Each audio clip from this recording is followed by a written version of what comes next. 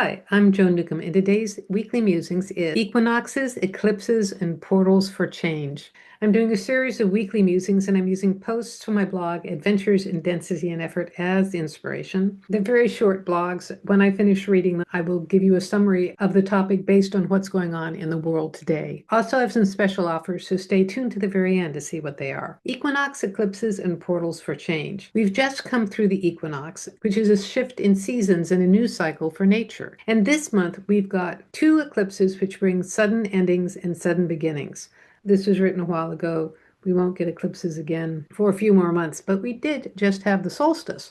They all happen every 6 months and launch us into a new level of growth, which lasts 6 months, 2 years, or more. This occurs whether we're aware of it or not, but if we're operating from consciousness, we can take full advantage of them to accelerate our growth. Nature's cycle begins with the equinox after harvest time. In the Northern Hemisphere, that's September. It's nature's new year. You can align your cycle with nature and call in a new phase of growth. Be amused and see what unfolds when you do. For the first 3 months, it's soil prep. View your life as a garden, and this is when you're tilling, removing roots, and adding fertilizer. Winter solstice is when things seem to go dormant, but in actuality, there's a lot of activity happening on an unseen level. It may seem like you're daydreaming, but really, these are seeds that are overwintering, waiting for the perfect time to sprout. I find that my life speeds up at the spring equinox. This is when the unseen architects bring their plans to nature. It's when you can actually order seeds and start planting. In your life, you can begin to move forward, giving roots to your dreams. It culminates in the summer, harvest time, and you see the fruits of whatever you called in back last fall, which is what happened just a couple weeks ago. So notice for yourself if you're in a brand new cycle of growth, or if you've experienced a culmination, sort of a harvest time. Eclipses have similar cycles. They're every 6 months, coinciding with the new moon and the full moon. And about every 2 years, they shift it to a different pair of signs. Full moon eclipses bring sudden endings. When this has happened to me, it felt like the scaffolding of my life gives way and things collapse to reveal how strong or weak my foundation actually is. New moon eclipses bring beginnings. Opportunities will present themselves and doors will open. It can seem traumatic. I find that things will suddenly occur, the last straw to break the camel's back and force me in a new direction. Manifestation sometimes takes 2 years. Stuck or static energy held within for 2 years will show up with physical symptoms. Fantasies will show up in real life 2 years after they were first dreamt. It seems like 1 year is rebuilding and the next is deconstruction.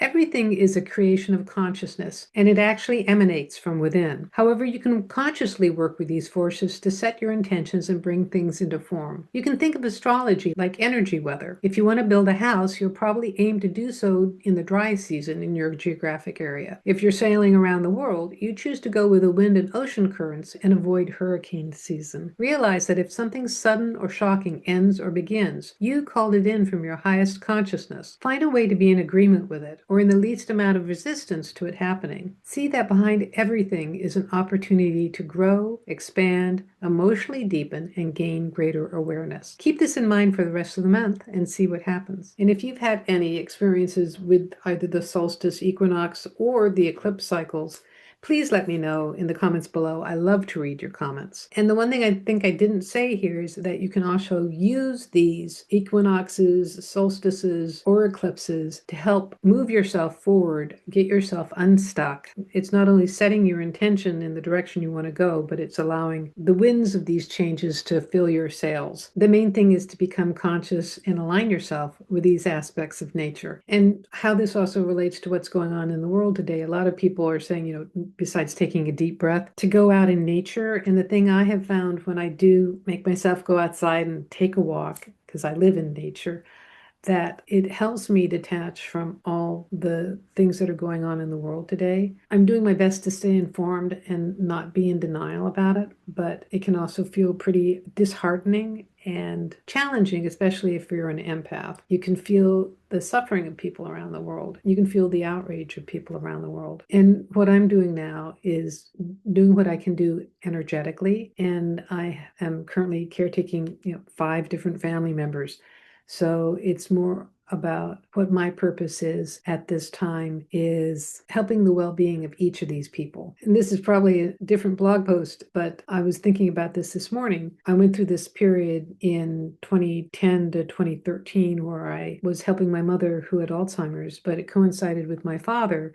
They were divorced and he had lung cancer. And what resulted was they both passed away in 2013, one in January and one in December. And I was definitely the midwife back to spirit for my mother and kind of the doula for my father. So I came away from that knowing how to help people pass. But what has unfolded in life since then, I did kind of sort of help with my former husband as well, my kid's dad. But then what's happened since then, my little brother had a stroke, his wife has cancer. I have a grandchild who's premature and her parents who have emotional difficulties. And it's what I'm being challenged to is that it was actually easy to help people pass, but helping people live is a whole other challenge. So this doesn't really have anything to do with that, equinox, eclipses, and portals for change, except that because it also doesn't work if you're trying to change, fix, or manipulate other people. Everyone's on their own path. It's kind of like we're all born with a road trip in life, and it's between us and our higher selves, the direction that we're going. And I can't steer somebody else's car for them.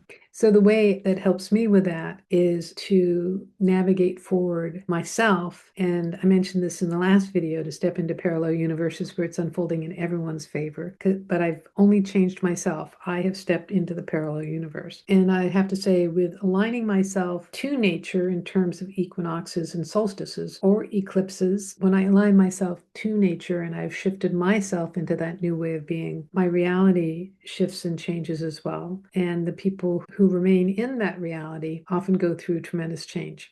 So it's something to think about in your own life. Don't try to change everybody else. Change yourself. And that's the most powerful way to transform your life. So if you like these videos, please share them with your family and friends and on your social media. And please click the thumbs up button, the heart button, like, subscribe, share, and also leaving a comment and all those things.